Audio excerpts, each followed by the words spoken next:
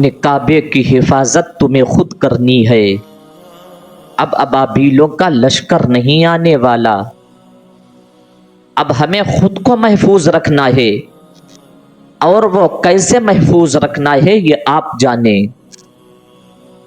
ये दुनिया के बढ़ते हुए फितने, ये दुनिया के बढ़ते हुए रस्म रिवाज, ये दुनिया के बढ़ते हुए रवैये हमें किसी दलदल में लेकर के जा रहे हैं, और हम इस पर गौर नहीं कर रहे हैं। हमें यह महसूस नहीं होता है आज शादी ब्याह के बढ़ते हुए अखराजात, बढ़ते हुए फजूल खर्च, ये हमें किसी मुसीबत में लेकर के जाते हैं। शादी ब्याह में खुशी के मौके पर बजते हुए ये ढोल बाजे, ये हमें यकीनन जहन्नम की तरफ लेकर के जा रहे हैं, और हम इस पर गौर नहीं कर रहे। अगर उलमा समझाएं, हम उन्हें गालियां दे रहे, उन्हें बुरा भला कह रहे, उनकी बात को नहीं मान रहे।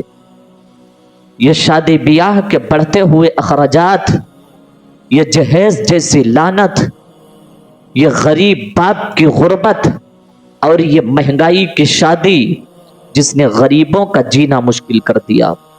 गरीब मर रहा है, सिसक रहा है, बेसहारा है, कोई पुरसाने हाल उसका नहीं है। कहां से लाए वो 10 लाख रुपए जिसने पूरी जिंदगी 200 रुपए में मजदूरी की हो? कहां से लाए वो गरीब 5 लाख रुपए जिसने पूरी जिंदगी 200 रुपए में मजदूरी करके घर का खर्च चलाया हो? वो गरीब मर रहा है, गरीब सिसक रहा है, ना हमें उसके आंसू दिख रहे, ना हमें उसका उतरा हुआ चेहरा दिख रहा है। बस हमें चाहिए साहब तो 10 लाख रुपए चाहिए। कई ऐसे वाकयात सामने आए कि गरीब बाप ने अपनी गुर्बत की वजह से फांसी के फंदे पर लटकना गवारा कर लिया। क्यों? क्योंकि इस जालिम मुआशरे ने उसको मरने पर मजबूर कर दिया है। इस जालिम मुआशरे ने उसको सिसकने पर मजबूर कर दिया है, इसीलिए वो फांसी के फंदे पर तो लटक गया। उसकी गैरत ने गवारा ये नहीं किया कि हमारी नजरों के सामने हमारी बेटी को शर्मिंदगी उठानी पड़े। वो बाप उसने मरना तो गवारा कर लिया, उसने फांसी के फंदे पर लटकना तो गवारा कर लिया, लेकिन उसने ये सोचा होगा कि जिस बेटी को हमने नाजो नाम से पाला है, अगर मेरी नजरों के सामने उस बेटी को शर्मिंदगी होगी, उसका चेहरा उदास होगा, तो ये बाप कैसे गवारा कर लेगा जिसने पसीना बहा करके बेटी की परवरिश की हो। गरीब मर रहा है, गरीब सिसक रहा है। आज बेटियां जो इर्तिदाद का शिकार हो रही हैं, उनमें एक वजह जहेज भी है। आज बेटियां दूसरे के बिस्तरों पे जाकर के लेट रही, दूसरे के साथ जा रही हैं। इसकी एक वजह यही है कि जहेज जैसी लानत हमारे मुआशरे के अंदर बहुत तूल पकड़ती हुई जा रही है। गरीब मर रहा है, सिसक रहा है, कोई उसे सहारा नहीं दे रहा, कोई उसे तसल्ली नहीं दे रहा है। बस वो खुद को झेले, खुद बर्दाश्त करे। कई शादियां ऐसी हैं कि पहले रिश्ता पक्का हो गया, जब 2-3 दिन रह गए तो लड़की के ससुराल से फोन आता है कि हमें 10 लाख रुपए चाहिए, हमें 3.5 लाख की बुलेट चाहिए, हमें फला चीज चाहिए।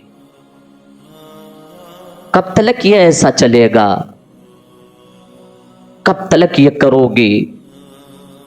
मैं बापों से कहना चाहता हूं, अगर तुमने जानवर पैदा किए हो तो बेच दो, अगर बेटे पैदा किए हो तो मुस्तफा के दीन के लिए कुर्बान कर दो, उम्मत के लिए दे दो। कब तक ये ऐसा चलेगा साहब? कब तक गरीब मरेंगे? कब तक गरीबों पे तशद्दुद होगा? कब तक गरीब बेसहारा रहेगा? क्या अब भी वो वक्त नहीं आया है कि कोई अमीर किसी गरीब की बेटी को ब्याह ले?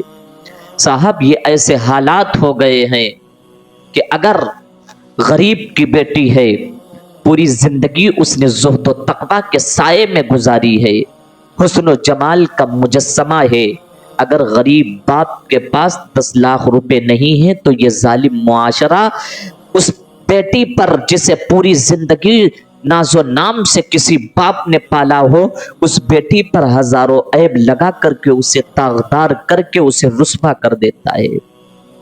اگر امیر کی بیٹی ہو، پوری زندگی اس نے اپنی نظروں کو موبائل کی زینت بنا کر کے رکھا ہو، پوری زندگی اس نے عیاشی پہ گزاری ہو، پوری زندگی اس نے عیش و عشرت میں گزاری ہو، اگر وہ 10 لاکھ روپے دے دے تو ہزاروں عیب پہ پیمد لگا کر کے انسان اس سے نکاح کر لیتا ہے۔